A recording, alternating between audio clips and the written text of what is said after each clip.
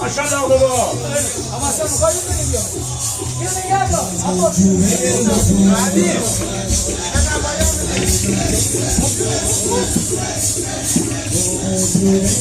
Ama dersi bana sizi kundadı. Lastik, lastik besandi. Baba geldi. Bayını diyor var. Baba geldi.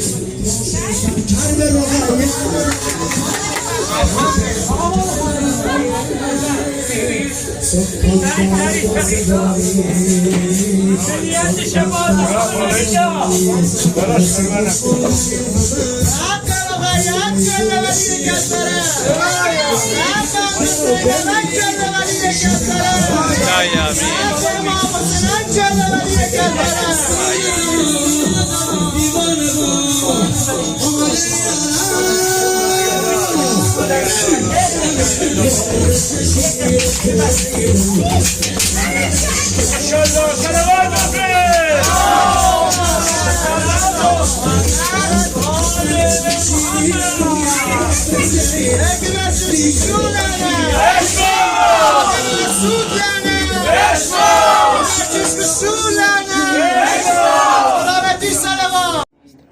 فقال يا أماه إني أشم عندك رائحة طيبة كأنها رائحة جد رسول الله فقلت نام إن جدك تحت الكساء فأقبل الحسن نحو الكساء وقال السلام عليك يا جدا يا رسول الله أتأذن لي أن أدخل معك تحت الكساء قال وعليك السلام يا ولدي ويا صاحب حوضي قد أذنت لك فدخل معه تحت الكساء صلوات وما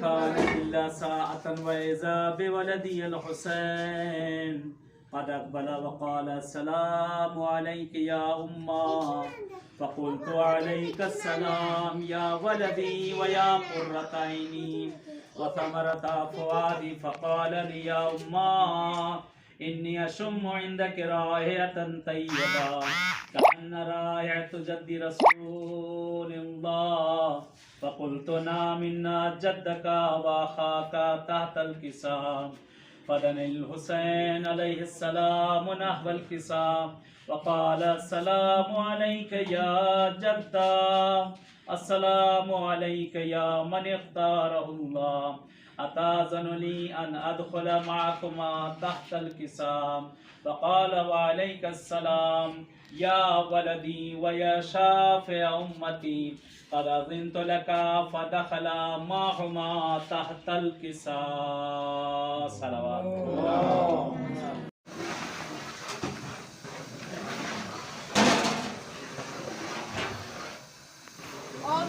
درست بزن دارم فیلم میگیرم.